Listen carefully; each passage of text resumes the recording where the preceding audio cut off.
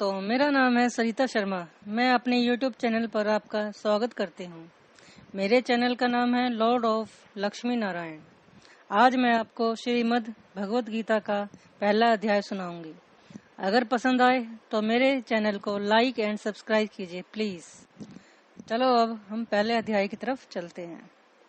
धृतराष्ट्र बोले, हे संजय, धर्म भूमि कुरुक्षेत्र में युद्ध की इच्छा से एकत्रित मेरे और पांडु के पुत्रों ने क्या किया। संजय बोले, उस समय राजा दुर्योधन ने व्यूह रचना युक्त पांडवों की सेना को देखकर और द्रोणाचार्य के पास जाकर यह वचन कहा, हे आचार्य, आपके बुद्धिमान शिष्य द्रुपद पुत्र धृष्टद्युम्न और व्यूहाकार खड़ी हुई पांडु पुत्रों की इस बड़ी भारी सेना को देखिए। इस सेना में बड़े बड़े धनुषों वाले तथा भीम और अर्जुन के समान शूरवीर सात्यिक और विराट तथा महारथी राजा द्रुपद, धृष्टकेतु और चेकितान तथा बलवान काशीराज, पुरुजीत, कुंती भोज और शैबे, पराक्रमी युधामन्यु तथा बलवान उत्मौजा, सुभद्रा पुत्र अभिमन्यु एवं द्रौपदी के पांचों पुत्र, ये सभी महारथी हैं। हे ब्राह्मण श्रेष्ठ, आपने पक्ष में जो प्रधान है, मेरी सेना के जो सेनापति है, उनको बतलाता हूँ। आप और प्रप्रथम भीष्म तथा कर्ण और संग्राम विजयी कृपाचार्य तथा वैसे ही अश्वत्थामा, विकर्ण और सोमदत्त का पुत्र भूरिश्रवा और भी बहुत से शूरवीर हैं जो अनेक प्रकार के अस्त्र शस्त्रों से सुसज्जित हैं और सब के सब युद्ध में अत्यंत चतुर हैं। भीष्म पितामह द्वारा रचित हमारी सेना सब प्रकार से अजय है और भीम द्वारा रक्षित वह सेना जीतने में सुगम है। इसलिए सब मोर्चों पर अपनी अपनी जगह स्थित रहते हुए आप सभी लोग भीष्म पितामह की सब ओर से रक्षा करें।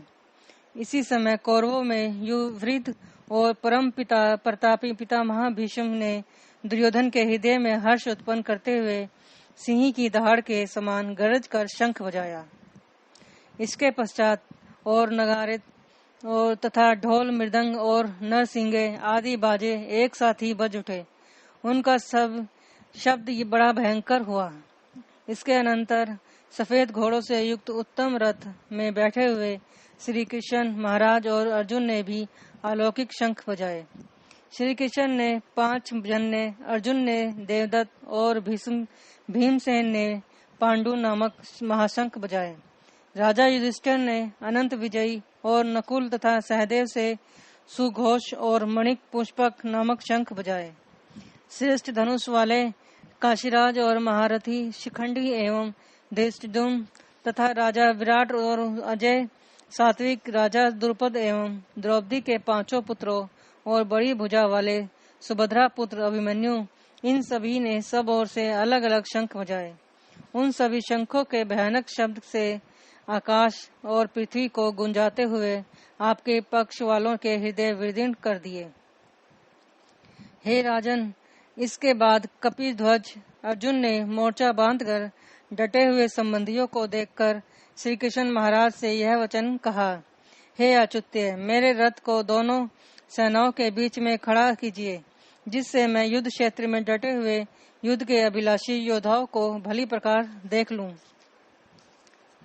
दुर्योधन का युद्ध में हित चाहने वाले जो राजा उस सेना में हैं, उनको मैं देखूंगा।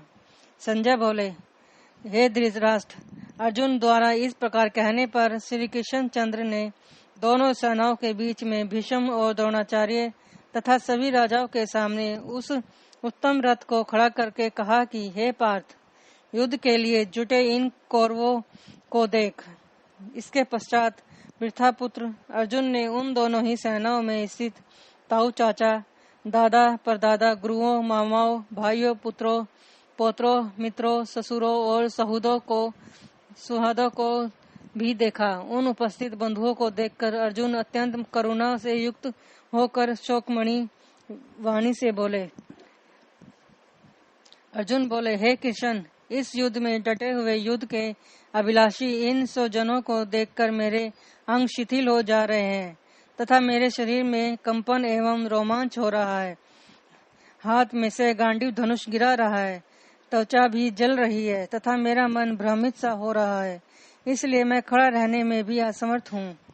हे केशव, मैं लक्षणों को भी विपरीत देख रहा हूँ तथा युद्ध में स्वजनों को मारकर कल्याण भी नहीं देखता। हे कृष्ण, मैं न तो विजय चाहता हूँ और न राज्य तथा सुखों को। हम ऐसे राज्य से अथवा ऐसे भोगों और जीवन से भी क्या लाभ। हमें जिनके लिए राज्य, भोग और सुखादि अभिष्ट है, वे ही जीवन की आशा को त्याग कर युद्ध में खड़े हैं।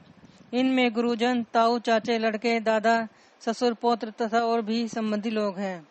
हे मधुसूदन, तीनों लोकों के राज्य के लिए भी मैं इन सबको मारना नहीं चाहता, फिर पृथ्वी के लिए तो क्या कहना ही। हे जनार्दन, धृतराष्ट्र के पुत्रों को मारकर हमें क्या खुशी होगी, इनको मारकर तो हमें पाप ही लगेगा।